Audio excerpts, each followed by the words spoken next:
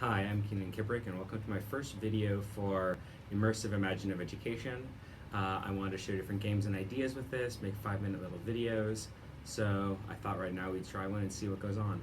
Now, I'm in front of a whiteboard and sitting down because it's the only way it works in the room I'm in, so don't mind that. And also, I'm trying this with as little editing as possible, so if you see me skip around, that was the editing I tried to do, but hopefully you can just get this in one take and go on, because I wanted to show all of you Microscope.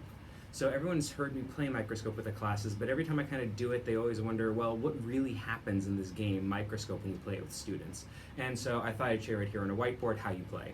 So you need a bunch of index cards, really 3x5 index cards, 4x6. I really like the 3x5 index cards, the best for the game. And you get your students into groups on what you want to make a Microscope about. And to do it, you do it through a very large timeline. So in Microscope, you always start with beginning and end points of what you want to do. It could be in a history class, the beginning of a time period, the end of a time period. It could be a novel, the first chapter, the last chapter. Choose what you want, that's what you Microscope with. So for example, if we were to do, like I've done in classes, Romeo and Juliet, we'd have 2 index cards right here, just like that.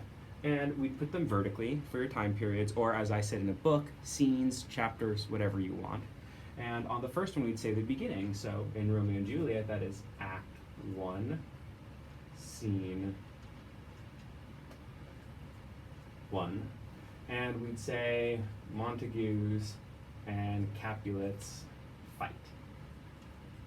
That's effectively what happens in the first chapter. And at the end, on the other card, we'd say Act 5, Scene 3, and we'd say Romeo and Juliet die. And as I joke around when I say that, I say spoilers, they die, it's the book, you actually know it from the beginning, but we put that down there just like it says, Act 1, Scene 1, Act 5, Scene 3, or Act 5, Scene 3, because those are the beginning and end of the novel. And once we have these beginning and end points, the game is making cards that go between them to make a larger story. So I first start a class and say you may add more scenes. And these scenes will push these index cards aside. I wish I could push them, but it's a whiteboard. But so pretend this bottom row is more scenes that they add. So they could say, on another one here, Act 2, Scene 3, and we'd say Romeo and Juliet meet.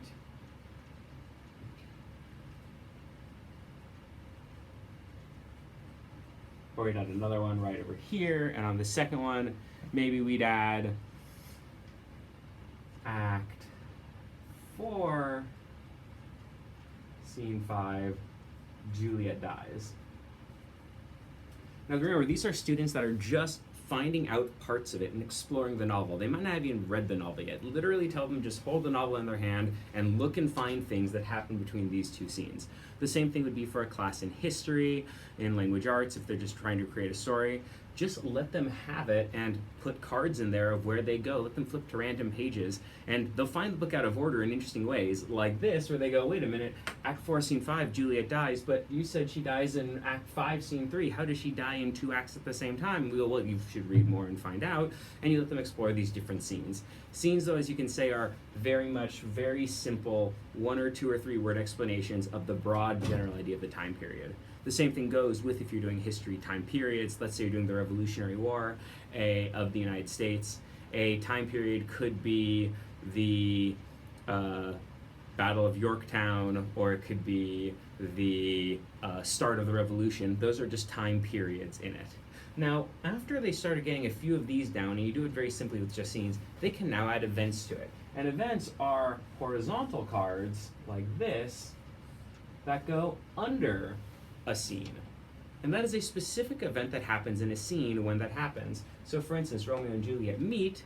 Maybe a specific thing that happens when they meet is they meet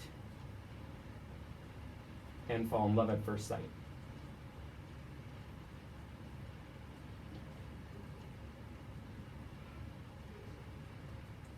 That would be an event. It's a specific thing that happens in the scene. And then another event under it could be maybe that they talk to each other, or they agree to meet later. That's an event. It happens inside a scene. And another event here for Act 4, Scene 5 of Juliet Dies, we learned that Juliet fakes her death.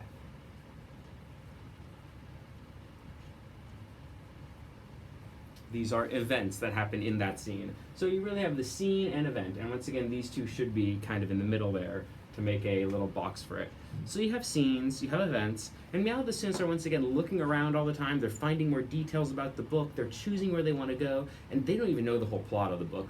Really, it's really good to start at the beginning. It's great to start at the beginning of a unit in history. Let them just explore all the cool stuff that happened in a time period. So if it was something like the Revolutionary War, they just get to look at the Revolutionary War and see, oh, hey, this happens, and then this happens, and wait, how did that happen? It's all out of order, which is what we want, because we want them to then use the rest of the time in the class to keep finding more about it. So after this, after they've done some scenes, they've done some events, and by the way, while you're doing events, you can still add more scenes, make it larger or deeper. You have details. And details are cards that will go under an event like this.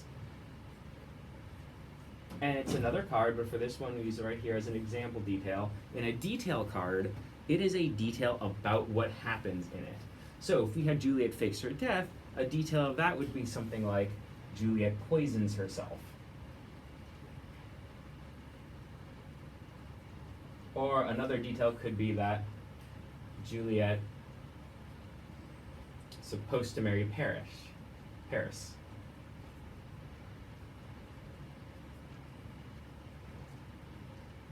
Now we have more details about what happened about the event, and you put that under it to really go into it. So that really gets them going real deep about details. So once again, if we did a history example, it would be something like in the Revolutionary War, we had the start of the revolution, event Lexington and Concord, and then the details would be something like they found and stole gunpowder in these small areas that they used later. So, or the guns of Ticonderoga. Those would be little details that happen at events. And by that you get this really long timeline, this really deep timeline, and they're really, really enjoying looking at history or literature or whatever at this point because they've really had fun playing with this. And then if this is not enough, you add the really coolest part, which is called the focus. And the focus says, all right, it's now my turn as a student. I am the next player supposed to put a card to add to this. Because by the way, remember this is done in groups of students. I recommend 4 to 5. And in their group, the next student gets to go, okay, sorry, there's a fan here. Really loud fan. Sorry for that cut, this is the first video, but let's see how it goes. Now that once they had something like Juliet's supposed to be Paris and they've done all this, you have the focus. Now the focus is a special role that the next student who's going gets to do. The focus gets to say, okay, I'm going to choose what we're focusing on when we add cards for the next round. So if I'm the focus, I could say, all right, I would like to focus on Juliet. Or let's focus on Juliet fakes her death. Or, you know, let's focus on the Montague and Capulet fight scene. Or if you don't want to do it about a place, you can do a person, we're going to focus on Romeo, we're going to focus on Juliet. Or we can say a concept, I want to focus on war, I want to focus on love, I want to focus on a concept. No matter what they choose their focus, the focus is what everybody must talk about when they add their next card. It has to do with whatever that person focused on. That really gives students agency and control over this, and they really like and desire the idea that, okay, I'm choosing what I want to do, and we're going to research that.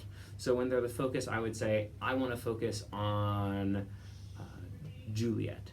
For the next whole round of scenes, every single thing that people are talking about is Juliet. All the cards we add are about Juliet, all the things going down are about Juliet, and everyone has to now look around and change what they're doing and now focus on Juliet. And then once they go around as that, the next person gets to be the focus and focuses on a new thing. And they love it because now they're focusing, their minds are ready to go after they've explored so much, and they all get a chance to be focused and really want to do that.